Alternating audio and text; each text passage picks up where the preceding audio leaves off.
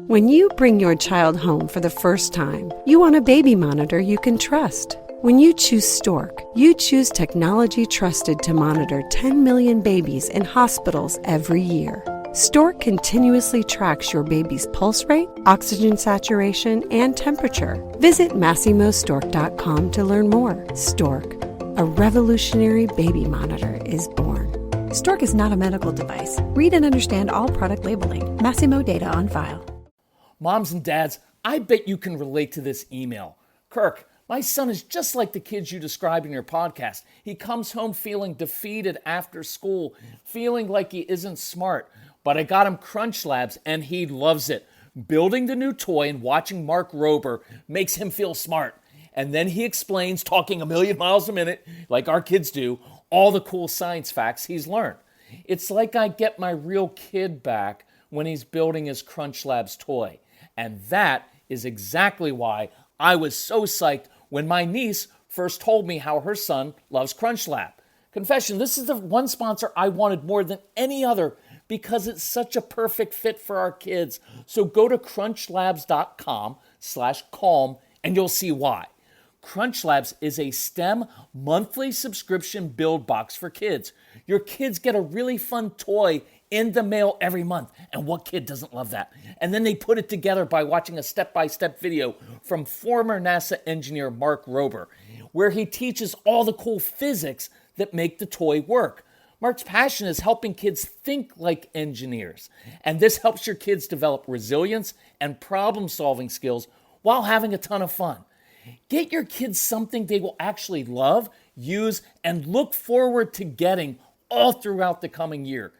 Build your child's confidence now.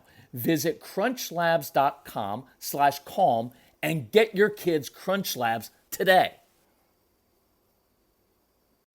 So do you have a child or maybe a student in your class who struggles with sitting still, memorizing information, following simple directions, has trouble transitioning? So getting them to move from one activity or lesson to another is tough. Sometimes they have a hard time just collaborating and working with others. They blurt out, they interrupt, they do things that are they think are funny, right? So other kids will like them, but it interrupts your class 14 times a day. Good. That's what we're going to talk about today on the Calm Parenting Podcast. But today I may call it the Calm Teacher Podcast because I really want to do this for our teachers. Because I just did a phone consultation, of all things, with a teacher who's like, I need your help in my classroom with these kids. And we did some Zoom training with a couple schools. And so I wanted to give some teachers a few ideas. Now, I can give you hours worth of ideas, but I'm going to try to make this very, very quick so you get an idea of what we do. And then then give me feedback, and I'll do more podcasts for teachers. And then parents who are listening, please, if this is good, forward it to school or teachers, because we would love to come to your school and train the teachers and the parents at the same time, same day. So, and my son does school assemblies to teach kids how to control their impulses and emotions, which may be the most important thing. So, teachers, think about this. The students that you have, I know they are very challenging, and you've got, like back in the day, you might have like 2 or 3 kids who had some behavior issues. Now it's like half of them, because you're also dealing with kids who have grown up with screens. So guess what? You're competing with Fortnite. Good luck with that, right? So it's tough. But I want you to think about these kids, because many of these kids that you're working with, they're very, very smart, but they're not always academically motivated. And most of them have had pretty bad school experiences, because from the time they were young, they're not good at school, right? They're not naturally good at sitting still and listening to a teacher talk, because many of them have auditory processing issues. They're not very good at memorizing information because they struggle with short-term memory. They do happen to be awesome at arguing, at chess and checkers, pushing people's buttons, because while they don't have good short-term memory, they're very good strategic thinkers, but you don't always use that in the classroom. They struggle with executive function, right? They usually struggle with, they have something called asynchronous development, so they're out of sync. usually get along better with little kids and animals or older kids and adults. But who do they struggle with?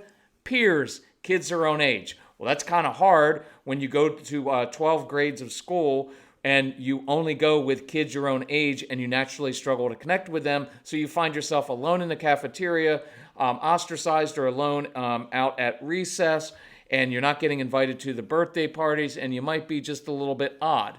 It's no different than at home because they get compared to siblings who might be the really compliant sibling, and this happens to be a strong-willed child, and so they get yelled at a lot. And probably in the morning they dawdle a little bit, and so they're getting yelled at on the way to school, and they're in trouble a lot. Just like in your classroom, they're on red on that behavior chart that doesn't work, right? Because these kids don't care about consequences. At home, they're on red as well. So inside, they often feel like I'm a dumb kid, I'm a stupid kid. They may be slower processors of information, and that makes them feel like they're dumb as well, and they feel less than their siblings and their peers. And so they walk into your classroom in the morning, and guess what? You've got a kid who might be struggling with anxiety, who may be down on himself, who hasn't had a great experience in school. And so what do we do with that? So let me give you 3 ideas, and here's what I encourage you to do. Let's think of one of those students. Just pick one. I'm not going to pick all of them. Pick one. For one day, tomorrow, let's try this. That 3 things I want to give you. The child walks into your classroom, and here's what I want you to say to him. You know what? I'm really glad you're here today. Now, are you really glad? I don't know, because they're difficult to teach, right? But I want you to be glad because these are really interesting kids who are very curious, just not curious about what you're teaching them, but they're really smart, curious kids. But I do mean that. I want you to say, even in a low tone, pull them aside or just say, you know what? I'm really glad you made it here today. Now, if you have older kids who struggle with anxiety, because I know a lot of kids, a lot of girls, a lot of boys who have severe anxiety. And so if you were to say to them sometime, you know what? Nobody knows how much courage it takes for you to get here every day, and I appreciate it. That will begin to change their heart, change their mind, and help them get ready to learn and just be more engaged with you. So let's start. Now, as soon as you say that, hey, I'm glad you're here today, transition quickly to, you know what? I really could use your help. And then just make up something. These are kids who love the adult world. They're not always great at kids, but they love the adult world and they love being helpful. Not at home to their parents, but they love helping other adults. So if you transition, you know what, I'm so glad you're here. I could really use your help. Now, if you can give them a job to do using one of their particular gifts, talents, and passions, that would be even better. And what you're doing is you're starting the day with a success. So they walk in, and instead of the first thing that happens being class, turn in your homework, oh, I forgot to do that. Now they're already off to a bad start where they're blurting out or something else is happening and we have to discipline or correct them right away. That's not a good start. So you're proactively creating a success for the child. Again, if you can use their particular talents, it's awesome. If you can get them engaged in a special project, so maybe you're studying ancient Rome and they're really good at creating and making stuff or building with Legos, you may say, listen, we're starting this new unit on Rome. You know what I could use help with? I want to create like a reconstruction of a Roman Colosseum. Do you think you could do that for me? See, they love doing stuff like that, just not the normal stuff you want them to do, but you're engaging them, starting with a success. Let's try that tomorrow morning. Number 2, and this is where when we do the live or Zoom presentations with teachers, we spend most of our time on giving kids tools to succeed. So rather than just giving consequences, because you found that usually doesn't work for these kids, instead of giving a consequence for failure, I'd rather proactively give a child tools to succeed. And we have dozens of these, but in this podcast, I'm going to do one. So a child blurts out, what do we typically do? Hey, listen, you are not going to blurt out my class. That is rude. And right then the child shuts down because in his heart, his motivation is not to be rude. It's this. These kids struggle with short-term memory. And let me give it to you in a course of how I would say it as a teacher to the child. You may pull this child aside at recess or sometimes say, listen, you know why I love having you in my class? because you're really, really bright and you're really curious and you're filled with all kinds of ideas. And so when you're sitting in my class, your brain is just exploding. It's so busy and smart with all these ideas. But then you're afraid you're going to forget the idea. Now, whether you want to explain this to the child or not, it depends on the age. But I don't mind saying to them, listen, I know what's going on. You have this awesome brain filled with ideas, but you struggle with short-term memory. And so that's going to make it a little bit more difficult for you in school because school requires the use of short-term memory to memorize information for tests. But what I want you to know is it's okay because after you graduate, you don't have to use short-term memory a lot. What you use then is your strategic brain for coming up with ideas when you work in a company or something or a think tank or in education, come up with all kinds of ideas, right? And so I'm trying to give them context to know there's nothing wrong with their brains. They have really good brains, but it will make it a little bit tougher. So what I love about you is you've got all these ideas and you're like a junior Thomas Edison and you get the idea, but then you're afraid you're going to forget the idea. And that's when you blurt out. Now, blurting out, unacceptable in my classroom. Notice I used the word unacceptable, right? I didn't say you're being rude. Just said that's unacceptable. But here's why you're doing it. Because you're afraid you're going to forget your idea. So I'm going to give you a tool to help you so you don't forget your idea. Now, there are a number of different ways to do this, but I love the idea of the talk tickets. So you make up 3 little tickets, cardboard, paper tickets, and say, listen, Jacob, I'm going to give you 3 tickets, talk tickets. Here's how it works. Every time you get one of your amazing ideas, instead of blurting out, right? Big principle with strong-willed kids. Whenever you tell a child to stop doing something inappropriate, you give them something appropriate to do. So look, blurting out my class, not going to happen. Very even matter of fact. But when you get that idea, hold up one of these talk tickets.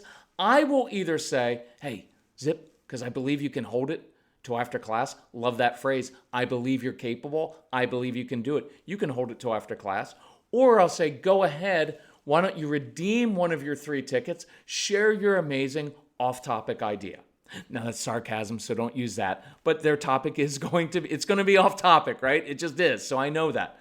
So they redeem their ticket, right? And now they get to share the idea, and they get 3 of them, so they've got to think about it through the day. So let's say that afternoon they're starting to, you're doing class, and they start to blurt out, right? And they say, Miss Henderson, the new Star Wars video game is coming out, and then they stop themselves and they hold up a talk ticket. Do you know how awesome that is? Because now you get to use positive affirmations. So it was really cool. You wanted to blurt out. You started to blurt out, but you know what you did? You caught yourself. You held up your talk ticket. That's called self-control, my friend. And that's the way we do it in my classroom. Fist bump. Affirm them for making a good choice, because if you start affirming these kids throughout the day for all the good choices they make, instead of just noticing every time they mess up, which is a lot, it will motivate them to work harder for you. That's one idea. We have hundreds of them, dozens of them. I'll try to share more. But let me do this one. So recess, transitions, difficult. So let's do this in 2 different ways. So I pull a child aside because I know he struggles at recess because he doesn't always have a lot of friends, and they're going to cheat at games, change the rules of the game. They're going to steal the ball. They're not going to play by the right rules, make up their own rules, and nobody's going to enjoy it. So I say, hey, listen, Jacob, I need your help. Listen, next week we're going to start a new unit on reptiles. I've noticed you're really good at doodling and drawing. And I noticed Frankie over here loves drawing too. If I bring some poster board outside, could you guys during recess draw all kinds of different reptiles for me? And then I'll put that up on the board next week, and it'll really help me out. And now I've done a couple things. One, I'm using the child's gifts, talents, and passions. I'm creating a success, and I'm giving them a project to do with another child who shares a similar interest, because they both like dinosaurs and reptiles, and they're both good at drawing. So I'm kind of helping him make a friend here, and I'm keeping him really busy during recess. And it's a relief for him because many of these kids aren't necessarily athletic. So now he gets to do what he's good at doing. It's awesome. And the other kids next week get to see, hey, this kid sometimes has some issues and some behavior issues, but man, can he draw? That was really cool. Now, I also say this, hey, when we come in from recess, here's what I want you to do. Picture these three things in your brain. One roll of paper towels. I'm sorry, I messed that up. One water bottle, 3 paper towels, and the front row of desks in my classroom. So what the child knows what you want him to do. He's going to grab a water bottle, 3 paper towels. I like it to be very specific. And I want you to clean the first row, not all of them, first row of desks in my classroom. So now he's coming in, and instead of, hey, come on, sit down, be on your best behavior, see, that's all vague in general. I gave him a very specific job to do when he came in. Now he's spraying down the desks. And now he's putting sensory pressure because he's pushing down on that table and he's cleaning. Remember Karate Kid, wax on, wax off. We're crossing the midline of the body. We're meeting some sensory needs. It's very good for cross-brain stimulation and communication. It's really awesome. And he does that while all the other kids are coming in, and I get to end that scene with, hey, good job. Thank you for doing that. Thank you for doing that. That was awesome. Now go throw the paper towels away, put the water bottle back, and now come sit down. I created a success by doing that. I want you to try something like this tomorrow with this child and see how it works. Then you email us. I want you to email our son, Casey, because he was the strong-willed child you probably didn't want to teach in your classroom, right? But email him at casey@celebratecalm.com. And if you want more ideas, just email us. Tell us what's going on in your classroom. We'll be glad to throw out ideas. If you want us to come to your school and train you, email him. Tell him about your school, and we'll send out a proposal. Or tell us other ideas, and I'll do a podcast on it because we want to support you as teachers. We want to support the parents, and we want to support these kids. We thank you for what you're doing out there, parents and teachers. Please share this with your school, with your PTA, with teachers, your principal. If we can help in any way, let us know. Love you all. Talk to you soon. Bye-bye.